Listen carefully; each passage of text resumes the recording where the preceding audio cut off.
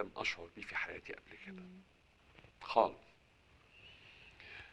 انا داخل لفتره طويله قوي، قلت خلاص انا هموت في السجن وانتهينا على كده، لغايه ما جه القرار العفو. فكان بمثابه إحياء. روح تانية ليا، احياني من جديد القرار. ويومها لما سمعت الخبر فضلت ارزع على باب السجن الحديد عايزه يتفتح. اه لغايه ما وقعت وما نقلوني للرعايه بقى ومش عارف ايه، وجالي هارت اتاك وكنت هموت فيها. جيت على الفجر بدات افوق ومش عارف ايه، فالدكتور لقيتهم طبعا صدري ده متقطع من الحاجات اللي عملوها الله. عشان والدكتور قال لي انت مت مني مرتين يا وربنا الله. هو اللي نجاك. ربنا. اه قمت الصبح طلبت المأمور، قلت له انا عايز اخرج، انا مش خلاص. قال لي بس لازم يجي القرار عشان قلت له لا مش ما تخرجش، انا مش هتبرر، انا عايز افتح لي الباب عشان ما احسش ان في باب مقفول، بالرغم ان انا قاعد في عنبر مستشفى طويل قوي قد الاستوديو ده لوحدي بتاع المستشفى. فقلت له لا افتح لي.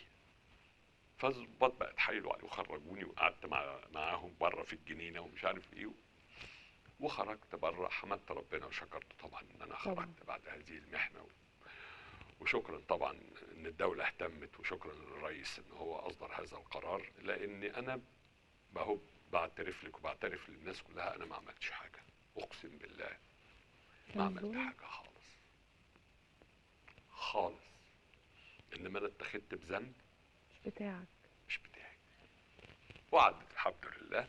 اللي عايز اقول لك عليه ان انا اتعلمت جوه طبعا التامل الشديد جدا، لان انت قاعده في مكان 22 ساعه ونص في وسط حيطان لونها واحد.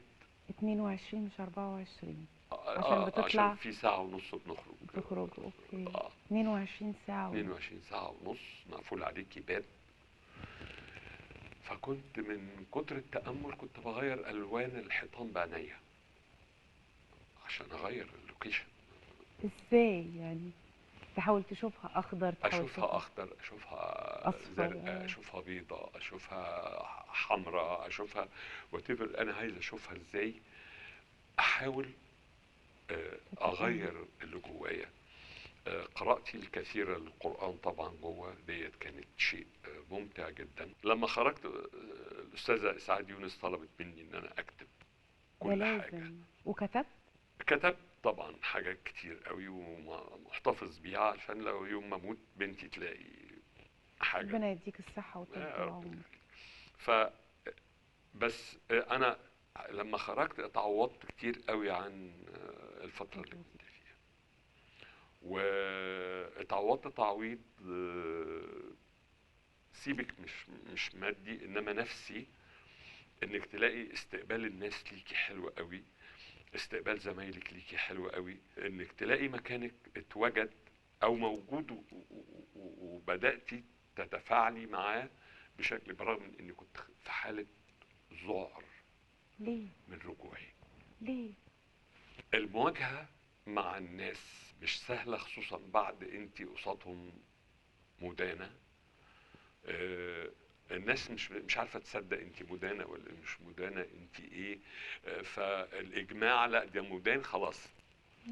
المواجهة صعبة. فالمواجهه صعبه قوي.